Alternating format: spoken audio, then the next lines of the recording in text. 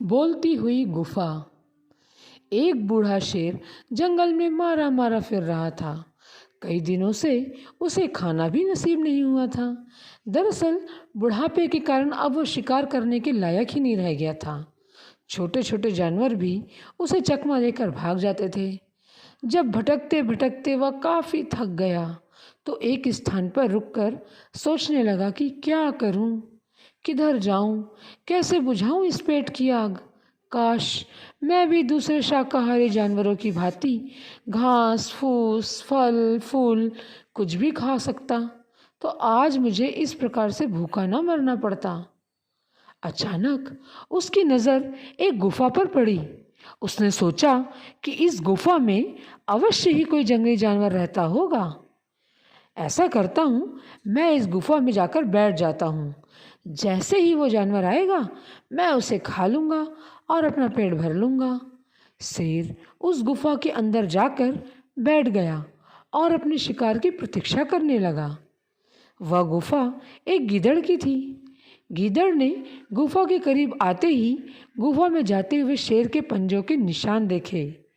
तब वह तुरंत खतरा समझ चुका था, परंतु संकट सामने देखकर उसने अपना संयम नहीं खोया, बल्कि उसकी बुद्धि और ज़्यादा तेजी से काम करने लगी। उसने सोचा कि शत्रु से कैसे बचा जाए।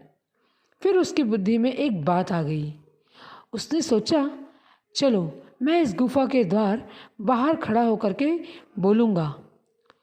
और वह बोलने लगा, गुफा, ओ गुफा, कहाँ हो तुम? जब अंदर से गुफा ने कोई उत्तर ना दिया तो गीदड़ एक बार फिर बोला, सुन रही गुफा, तेरी मेरी ये बात पक्की हुई थी कि जब भी मैं बाहर से आऊँगा तो तेरा नाम लेकर तुझे बुलाऊँगा। जिस दिन तुम मेरी बात का उत्तर नहीं दोगी तो मैं तुम्हें छोड़कर किसी दूसरी गुफा में चला जाऊँगा। जवाब ना मिलता देखकर गीदड़ बार बार अपनी बात को दोहराने लगा। अंदर बैठे बैठे शेर ने बार बार गीदड़ के मुंह से यह बात सुनी तो वो ये समझ बैठा कि शायद यह गुफा गीदड़ के आने पर जरूर बोलती होगी।